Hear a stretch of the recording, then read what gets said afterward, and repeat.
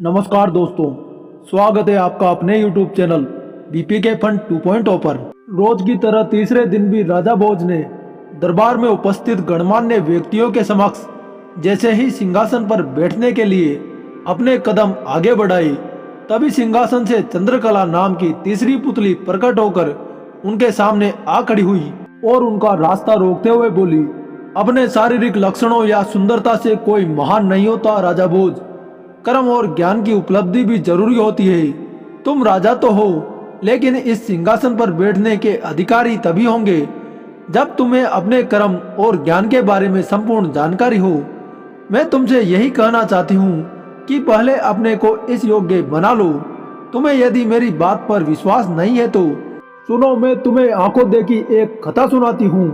यह कहकर पुतली ने कथा सुनानी आरंभ कर दी। एक बार विक्रमादित्य के सैनिक एक साधारण सी वेशभूषा वाले एक युवक को पकड़कर राज दरबार में ले आए।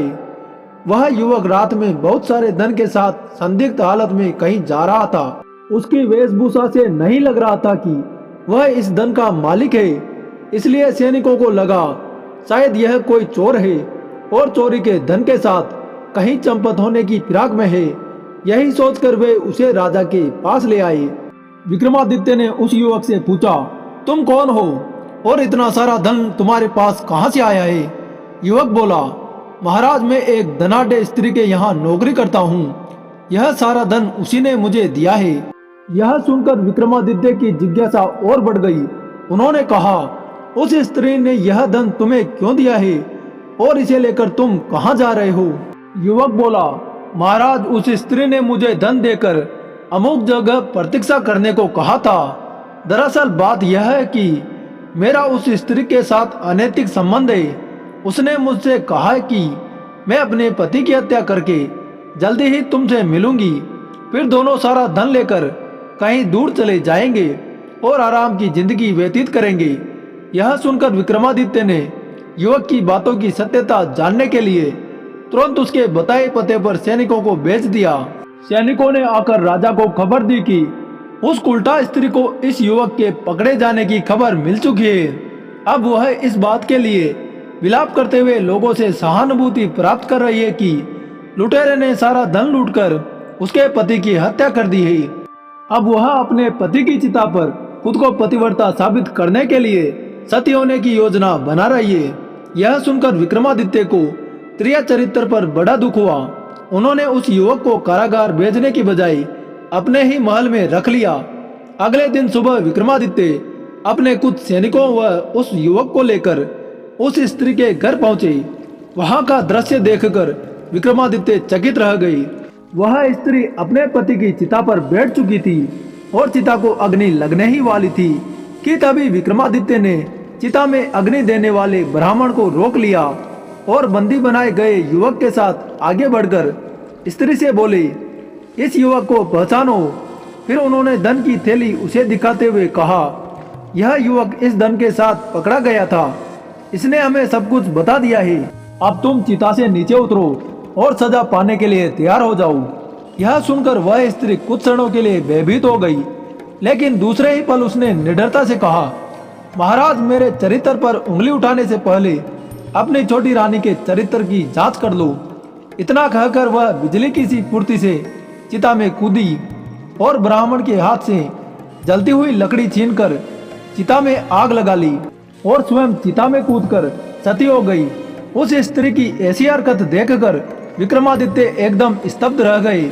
उन्होंने सोचा, अब उसे राजदंड तो दिया नहीं जा सकता, इसलिए वे अपने सैनिकों सहित वापस अपने महल लौट आए। महल में आकर वे अपने शयन कक्ष में लेट गए। उस स्त्री का कथन बार बार उनके दिमाग में कौंध रहा था। उन्हें नींद नहीं आ रही थी और उन्हें बेचैनी सी हो रही थी। उन्होंने रानी पर निगाह रखना आरंभ कर दिया। उन्होंने उसी रात देखा कि आधी रात के बाद उन्हें सोता हुआ समझकर छोटी रानी उठी और महल के चोर दरवाजे से बाहर जाने लगी। विक्रमादित्य भी दबे पांव उसका पीछा करने लगे। कुछ दूर चलकर रानी एक योगी के पास जाकर रुक गई, जो दूनी रमाए बैठा था। रानी को देखते ही योगी उठकर कुटिया के अंदर चला गया। रानी भी पीछे पीछे उसकी कुटिया में चली गई। इस घटना से उनके मन को गहरा धक्का लगा। उनकी मानसिक शांति जा चुकी थी। वे हर समय बेचैन व खिन्न रहने लगे। सांसारिक सुखों से उनका मन उचाट हो गया तथा मन में वैराग्य की भावना ने जन्म ले लिया। राजा विक्रमादित्य ने मन ही मन सोचा कि उनके धर्म कर्म में कोई कमी रह गई है, जिस कारण उनको अपनी छोटी रानी के छल और विश्वासघात को अपनी आंखों से देखना पड़ा। उन्होंने राजपाट का भार अपने मंत्रियों को सौंप दिया और समुद्र तट पर तपस्या करने चल पड़े। समुद्र तट पर पहुंचकर उन्होंने विनती के स्वर में कहा, हे समुद्र देवता, मैं आपके तट पर कुटिया बनाकर तपस्या करना चाहता हूँ। आप मुझे आशीर्वाद दें कि मेरी तपस्या में किसी भी प्रकार का कोई विघ्न उत्पन्न न हो। विक्रमादित्य के विनती भरे शब्द सुनकर समुद्र देवता बहुत प्रसन्न हुए। उन्होंने विक्रमादित्य को एक शंख देते हुए कहा, विक्रमादित्य, मेरा आशीर्वाद तुम्हारे साथ है। मैं तुम्हें यह शंख दे रहा हूँ। जब भी तुम पर कोई विपत्ति आएगी, इस शंख की ध्वनि से दूर हो जाएगी। समुद्र देवता से उपहार लेकर विक्रमादित्य ने वहीं समुद्र के किनारे एक कुटिया बनाई और वहां बैठकर साधना करने लगे। साधना करते करते समय बीत गया। उनकी साधना इतनी कठिन थी कि देवलोक में हड़कंप मच गया। देवराज इंद्र ने महसूस किया कि यदि विक्रमादित्य इसी प्रकार साधना में लीन रहे तो वे उनके सिंहासन पर अधिकार कर लेंगे। यह सोचकर देवराज इंद्र ने अपने सेवकों को बुलाकर आदेश दिया, जाओ और विक्रमादित्य के साधना स्थल पर इतनी वर्षा करो कि वह स्थान पूरी तरह जलमग्न हो जाए। आदेश पाते ही इंद्र के सेवक मेघों ने विक्रमादित्य के साधना स्थल पर इतने जोरों की वर्षा की कि हर तरफ जल ही जल नजर आने लगा। लेकिन विक्रमादित्य की कुटिया के आसपास बिल्कुल सूखा था, क्योंकि समुद्र देवता उन्हें निर्विघ्न साधना करने का वचन दे चुके थे। उनके पास का संपूर्ण जल वे अपने आप में समाते चले गए। यह अद्भुत दृश्य देखकर इंद्र की चिंता और बढ़ गई। उन्होंने अपने सेवकों को बुलाकर आंधी तूफान का सहारा लेने का आदेश दिया। आदेश पाते ही सेवकों ने विक्रमादित्य की कुटिया पर भयंकर आंधी और तूफान से आक्रमण कर दिया। कुटिया एक ही झटके में हवा में उठकर तिनके तिनके होकर बिखर गई। तूफान पूरे वेग से विक्रमादित्य को हवा में उड़ा ले जाना चाहता था। तभी विक्रमादित्य को समुद्र देवता द्वारा दिया गया शंख याद आ गया। उन्होंने जोर से शंख को फूंका। शंख से एक तेज ध्वनि के साथ ही आंधी तूफान बंद हो गया। वहां ऐसी शांति छा गई मानो कभी आंधी आई ही न हो। अब तो इंद्रदेव और भी चिंतित हो गए। उनकी समझ में कुछ नहीं आ रहा था कि विक्रमादित्य की साधना कैसे रोकी जाए। तभी उन्हें तिलोत्तमा अप्सरा की याद आई। वह अनुपम सुंदरी थी। उन्होंने सोचा, अब तिलोत्तमा ही विक्रमादित्य को अपने प्रेम जाल में फंसाकर उनकी तपस्या भंग कर सकती है। उन्होंने तिलोत्तमा को बुलाया और उससे कहा, पृथ्वीलोक का यशस्वी राजा विक्रमादित्य अपनी अखंड साधना से हमारा राज सिंहासन छीनना चाहता है। तुम जाकर उसकी तपस्या भंग करो। तिलोत्तमा का रूप देखकर कोई भी कामदेव के बाणों से घायल हुए बिना नहीं रह सकता था। साधना स्थल पर उतरते ही उसने मनमोहक गायन और नृत्य द्वारा विक्रमादित्य की साधना में विघ्न डालने की कोशिश की। यह देखकर विक्रमादित्य ने शंख में फूंक मारी। शंख की ध्वनि फूंकते ही तिलोत्तमा को ऐसा महसूस हुआ मानो उसके शरीर को भीषण लपटों ने छू लिया हो। वह घबराकर वहां से भाग गई और इंद्रदेव को सारी बात बता दी। अपनी सारी योजनाएं विफल होते देख इंद्रदेव ने अब स्वयं विक्रमादित्य की साधना भंग करने का निश्चय किया। वे एक ब्राह्मण के वेश में विक्रमादित्य के पास पहुंचे। वे जानते थे कि विक्रमादित्य याचकों को कभी निराश नहीं करते तथा सामर्थ्य अनुसार दान देते हैं। उन्होंने विक्रमादित्य के पास जाकर दान की याचना की। विक्रमादित्य ने आंखें खोली और पूछा, हुक्म करो ब्राह्मण देवता, आपको क्या चाहिए? जो मांगोगे अवश्य दूंगा।